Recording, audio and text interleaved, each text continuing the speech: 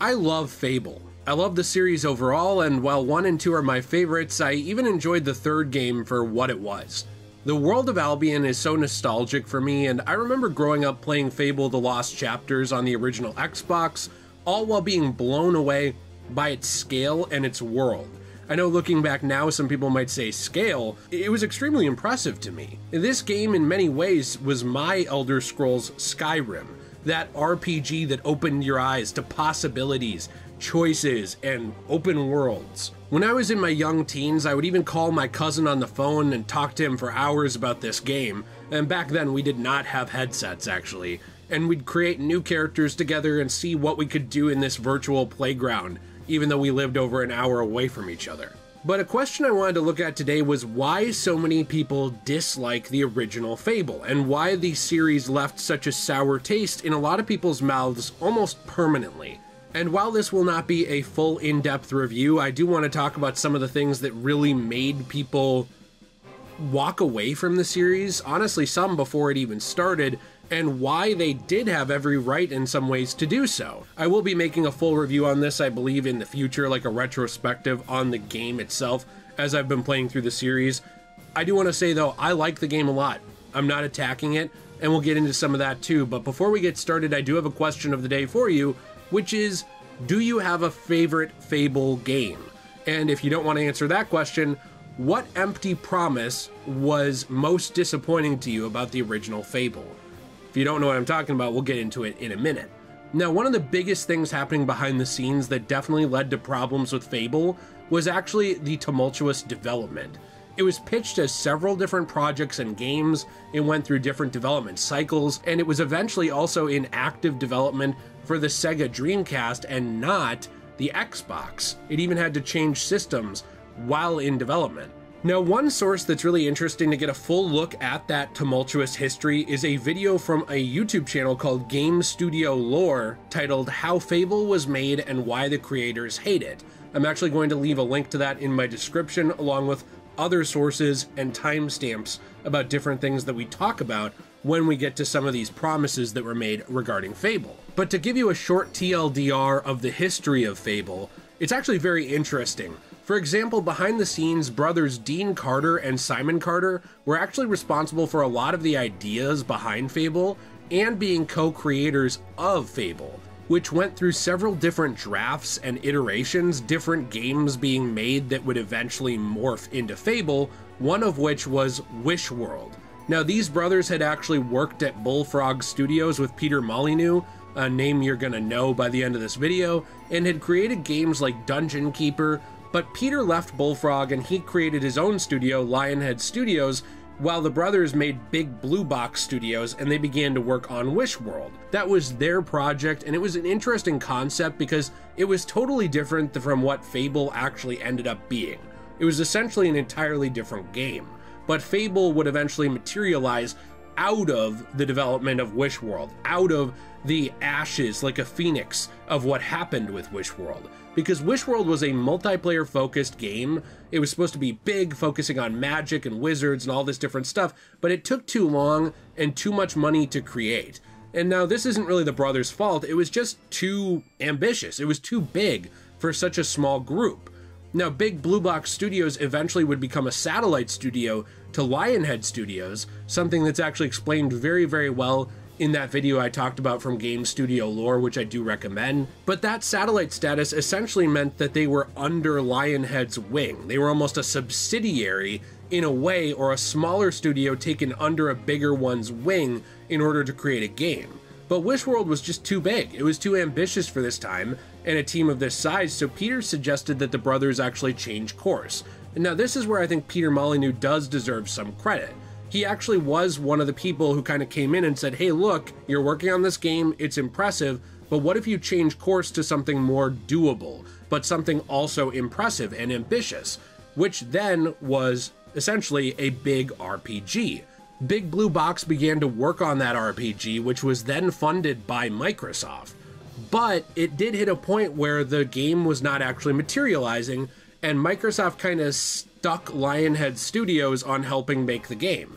Lionhead was combined with Big Blue Box's team because Fable was taking too long for Microsoft, which led to animosity kind of between both teams who wanted to do their own thing. It sucks because Simon and Dean worked very diligently on Fable 1, which was actually conceptualized by them essentially all the way back in 1985. Like, their idea to make this big magic type focused game together, it was something they came up with together in 1985, but Peter Molyneux would become sort of the, I would say, figurehead for Fable's development. He was the one who was at the head of Lionhead Studios, and Lionhead was the big boys. You know, Lionhead was the big company. They were the big game developer. So when people were asking questions, who were they asking them to? None other than Peter Molyneux at a lot of different video game press events. Now, the public opinion on Peter Molyneux sways back and forth between someone who promised too much to someone who is too ambitious to a straight-up liar. And I'm going to let you decide what you think about that, but I will say as we get into the empty promises, this is not the only time that Peter Molyneux made a bunch of promises that didn't happen. If you actually want to see a look at other examples of what we're about to talk about, there's a video by Hello Arcade called The Biggest Liar in Gaming, Peter Molyneux, which runs through a lot of different examples of his promises over the years. But for the sake of this video, I actually went through and found a lot of my own examples of promises that Peter gave when he was talking about Fable. And let me just say there were a lot of these. One such example he gave that was very generic in a 2002 Xbox interview was that every footfall, essentially every step your character makes, changes the world. That means in the game that we're making, every footfall your character makes in the game changes the world, and that is saved to the hard disk. Now this just sounds like generic mumbo jumbo, but he went on to add a lot of different things over the years on top of that that would definitely never come to pass. In a 2003 GamePro interview, Peter pretty much promised that you would be able to play cooperatively with up to 4 players locally on your Xbox, bring your memory device to a friend's house to import your character into their game as an alter ego to their main character, and you'd be able to swap back and forth, trade different items almost like an MMO, and that of course it would have both cooperative and almost a little bit of competitive elements to it. One of the surprises, and this is what you do when you're developing a game, you always have to have little surprises up your sleeve, is the idea of multiplayer, cooperative play. And we have the ability in Fable to play up to 4 people can play on one machine cooperatively. Something that of course, if you haven't caught on yet, never happened. One of the smaller promises Peter made was the ability to fight dragons, and it's worth noting that there are no dragons in this game except for one that was added in as a boss in the Lost Chapters DLC expansion after the game came out, and he also described the marriage and family systems as much more in-depth than they actually are. He described killing the mayor and the mayor's daughter and inheriting all of their money and having an absurd amount of gold, and this isn't something that happens in-game either. He also said that the player was able to shove their dead wife in the top room of the house and basically hide the crime, something that also didn't happen. Now we're going to take a break for just a second from Peter's promises to take a look back at what's going on at Blue Box at this same time. They were still very diligently developing this game, however Peter Molyneux's promises in the spotlight and in the public eye, they were catching the attention of developers at Big Blue Box and Lionhead, and it was starting to become a looming shadow. These were things that there was no way that they could fulfill, and some of them weren't even features that were in active development, to my understanding. Some may have been cut content, but others, it doesn't seem like were ever really a thing. They were just Peter Molyneux's imagination. As Simon, Dean, and others continued to work hard on this game, and Peter did offer ideas, you know, he did offer that original idea, that original push, and I will say he even had let the brothers work out of his own house for a while. So I'm not saying that he was just a jerk to them, but even as he continued to throw these promises or vague statements out there, they were working very hard on this game at Lionhead and Big Blue Box, and they were getting a little upset. It's worth noting that this is the only thing that people were seeing from the game in the public eye, was these promises, was these statements. So players went into the game expecting all of these things that Peter kept throwing out there in these interviews. And it was leading to a bit of a bad relationship between a lot of developers. Many felt like they were just jammed onto this project, didn't belong and didn't want to be here. Big Blue Box members were feeling like they got kind of stepped on by the big guy in their project and credit was being stolen from them, and that Peter Molyneux was kind of becoming like the Hideo Kojima of this game. Except the difference is that it doesn't seem like he had nearly as much of a hands-on aspect on development. He was more just the public figure. Many developers were starting to believe that Peter was taking all the credit for the game and its ideas and never really was mentioning Big Blue Box at all. It's important to note that the devs did later also credit Peter for both pitching the elements of the game, and that his bold claims, despite not being true, did get eyes on Fable to sell it, but unfortunately these different promises would go on to give insane expectations to those who did follow the press cycle. Many of those people rightfully went in hearing things like this and they felt that they'd been falsely advertised to. Now, in most industries, if you make big claims about what you're selling and they're not true, you can be sued for false advertising, among other things. And this is another area in gaming where vague statements with video games or the entertainment industry or movies, people end up dodging those kinds of repercussions due to it being subjective art or artistic pieces. But if we go back to some of the things Peter was saying that people went in expecting, there were a lot of dynamic systems, including a system where other heroes could beat you to tasks and quests and take your credit, meaning you were having to compete with AI heroes for activities and fame. This sounds really annoying to me. I'm actually glad this didn't make it into the game, but it is an interesting promise. Getting that competitive nature into a role-playing game. You're not the only hero around to do this job. You know, there are other heroes competing against you. So they're AI characters that will beat you to the tasks if you don't get to them? You know, you could be down in the bottom of a town and one of the townsfolk says, can you rescue the girl on top of the cliff? You look up there and there's Eric the Bloodslayer going up the rescue. You think, oh no, he's going to get all the credit for that.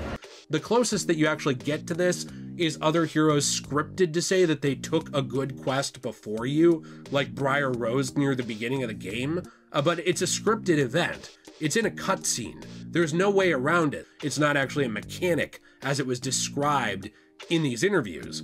Getting other people to dress like you because they idolize you, being able to catch arrows in midair or throw shurikens, which by the way, shurikens are not in the game, being able to teleport to wherever you could reach your hand out to on the map to avoid backtracking, even though a lot of this game does involve backtracking. A lot of these different things are very, very big promises. One that I know really stuck with and annoyed people, which wasn't even implemented until Fable 2, was the idea to have children.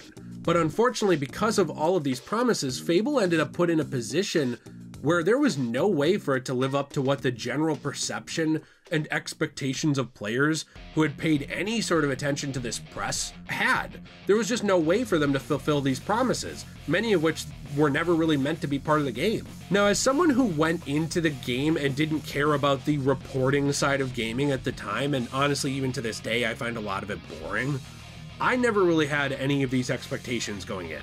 I was a kid. When I jumped into the game, the Lost Chapters version of the game was already out. It was out on disc, all the DLC was on disc in one complete package, believe it or not, something that used to be very common back in the day, instead of having to rely on the internet for all this DLC. But it was something where I could just pop in the Lost Chapters disc, play through the whole game, and get a kick out of it. Now keep in mind, I'm not trying to pretend that Fable 1 is a perfect title outside of Peter Molyneux's statements and some troubled development. It's not. The game does have issues and it does have limitations. For example, while I was impressed with its world as a child, going back to it now, I do feel like the game mostly consists of corridor-like areas, even outdoors. There are open areas for sure, but the world is very limited in its scope compared to a lot of RPGs you'd play now, and I would say even compared to games like Morrowind, that were coming out in this era of gaming. The post-game activities for the game didn't really even exist until the Lost Chapters, and the game's combat is somewhat limited as well. It's very cheesable, and there are other faults that I could cover. I just want to say here that I do admit there are things based on the game's own merits that could push people away from it, and I do think that's fair. Now, with all of that said, I love Fable 1. The world of Albion's quirky, it's full of character and mystery to me. I love reading the books, how you decide to interact with the world. It determines how much you get out of that story. Are you going to read into the lore? You're going to read the books you find? Are you going to read the character's journal? Are you not? That reminds me a lot of the Elder Scrolls series, where you pick up a book and you can actually get something really interesting out of the lore depending on what you find. Or you could just toss it in your bag and say books are for suckers and not care. It's totally up to you how you want to interact with that world in that way and what you want to get out of it. And while the story of the game isn't necessarily mind-blowing, there's a really interesting tale in here that introduced one of my favorite and most iconic villains in the world of RPGs, Jack of Blades. This world had a history to it, and I thought it felt lived in, and like people had existed before your character showed up here, and would continue to exist afterwards. There was a history before you, and there would be one after your character died.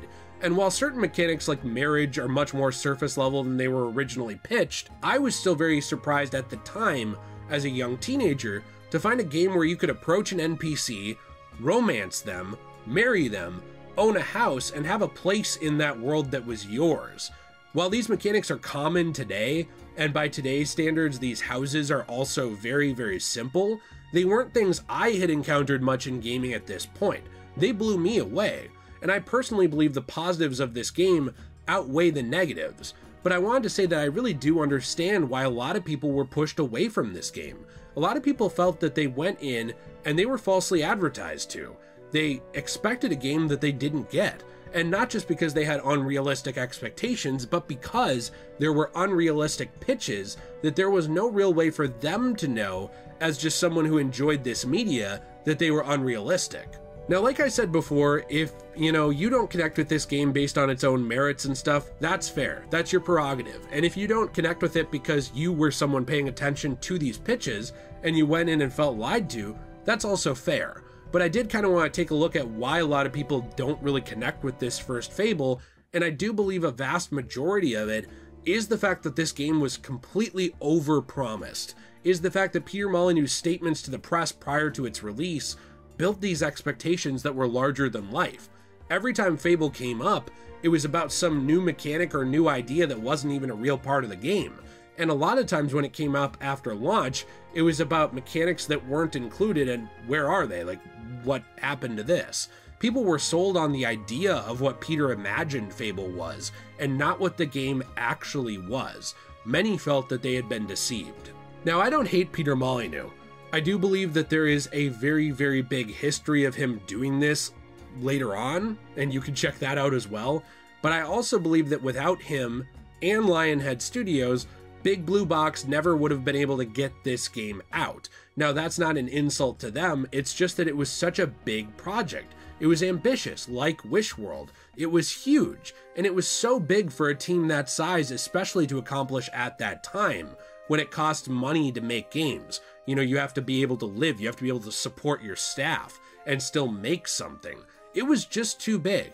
And I still love this game, and I understand that Molyneux was a figure that provided both the tools for this game to sell, while also providing the measuring stick which would be used to critique this game for many years to come, never being able to live up to those larger-than-life expectations and statements made over the course of its development, and unfortunately often overshadowing the work of the brothers who had pitched this idea in the first place, which had then been morphed a little bit at Peter's suggestion.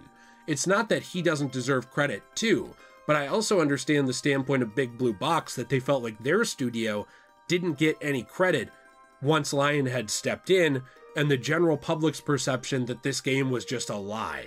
It sucks because it feels like a lot of that was outside of the actual creator's control, and more just something that they got sabotaged on by someone who did inevitably also help this game exist in the first place. I had a lot of fun making this video. It took a lot of research, and if you enjoy this video, you want to leave a like, subscribe, let me know what you think in the comments down below. I already made a different Fable video. Fable is something that I want to cover on this channel because I love RPGs. They just take me a while to get through, so sometimes it takes me a bit to hit a topic. But if there are any other games you want me to talk about or any thoughts you have, feel free to leave them in the comments down below. I really do appreciate that. I do have members over on my other channel, Degenerate J, which I want to leave a thank you to here because their resources, their help, helps me make projects like this as well. And I do have that other channel, Degenerate J, where I make different types of videos that cover things like Assassin's Creed, Metal Gear Solid, Batman, Spider-Man, superheroes, all kinds of different stuff. It's just kind of a variety channel. I have Degenerate Plays, where I play through video games, Let's Play style in a podcast type format. And of course as well, I have the channel Magical Jill, where my wife and I talk about anime and anime video games. So lots of fun stuff there. And finally, we do have a Fortnite code DJAY123, which that same code can be used for 10% off your first purchase on our store, cosmobunny.shop. On that website, we actually sell coasters, keychains, trays, and more. These are from repurposed, recycled manga, comic books, magazines, and more. These are damaged comics, damaged manga, damaged paper that we actually take and we save some of the paper from. We prevent that from going into a landfill. We make something new and transformative through art for your home. And then what we do is we recycle the rest. So we absolutely love making stuff over there. We hope you check it out, and I really do appreciate you sticking around to the end. Have a fantastic day, and as always, everyone, stay shui.